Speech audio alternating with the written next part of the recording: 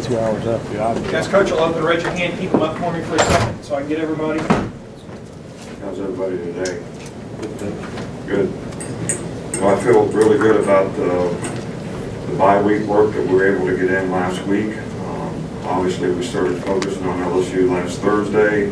Players are off a few days, so time to get back to really focusing on the challenges of what is basically you could view as a new season in terms of the teams that we have to play, especially this team that we play this week, who's one of the best teams in the nation. I think they're very elite in a lot of ways in terms of the way they play defense.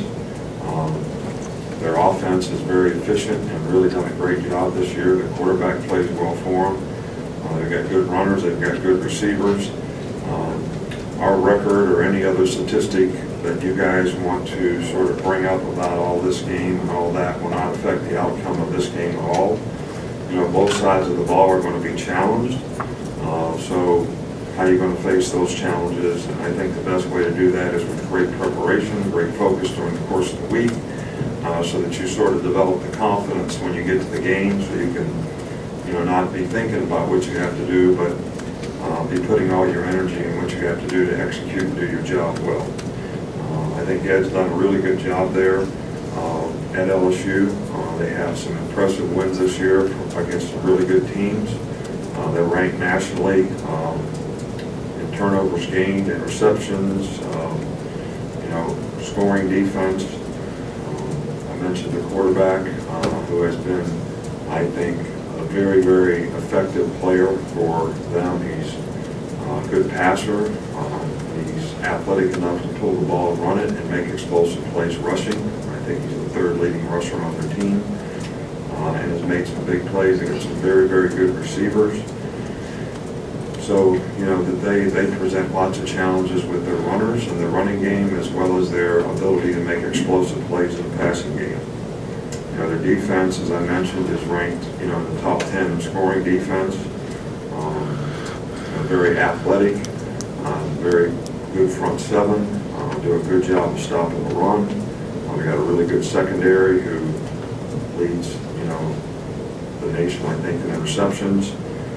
Devin White is probably as good a linebacker as there is anywhere, and I know he'll be out for part of the game. This team has very good special teams, and they have really, really good specialists. So this team is really good all around. So every part of our team is going to have to get challenged and going to have to respond very well to the challenges in this game. Coach, we're starting right here with Ben. How did the way that you constructed LSU as a program and the success you had there kind of influence what some of your priorities were when you got here and laying out things here? Well, I think that the experiences that you have wherever you coach, whether it was at Toledo, Michigan State, Belichick in Cleveland, I think all those things influence the way that you do things. And obviously, I never had any experience in the SEC, so those experiences were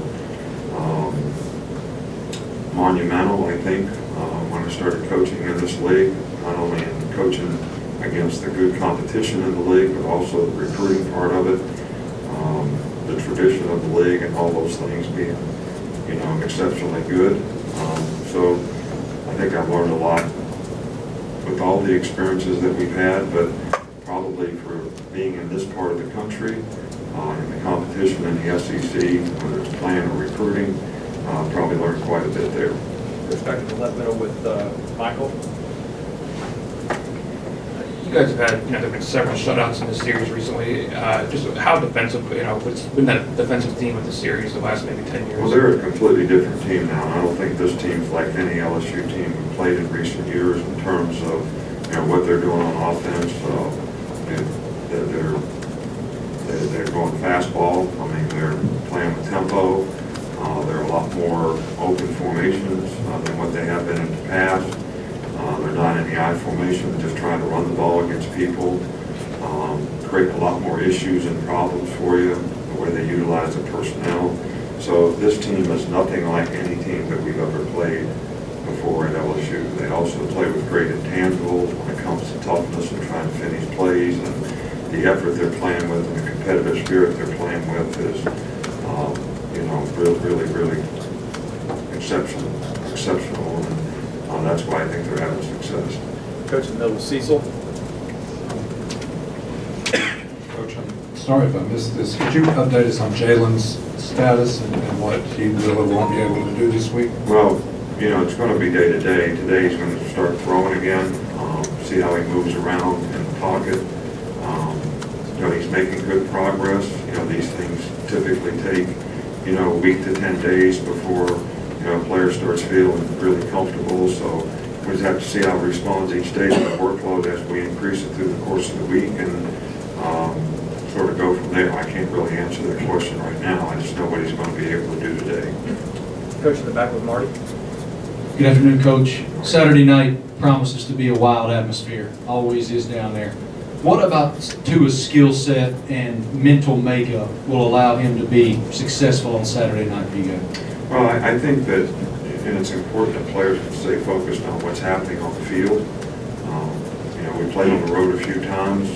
Noise is obviously a factor anytime you play on the road, but in a game like this, in an atmosphere like this, it's probably going to be something that the quarterback and the whole offensive team is going to have to manage well and really stay focused on. So, you know, I think Tua has demonstrated that he is able to stay in the moment in terms of being able to execute. I think that it's going to be really important to do that in the atmosphere against the good team that we're going to play, especially the way they play defense. So there's a lot of challenges here, and we'll find out a lot about who we are, you know, in terms of how we meet these challenges.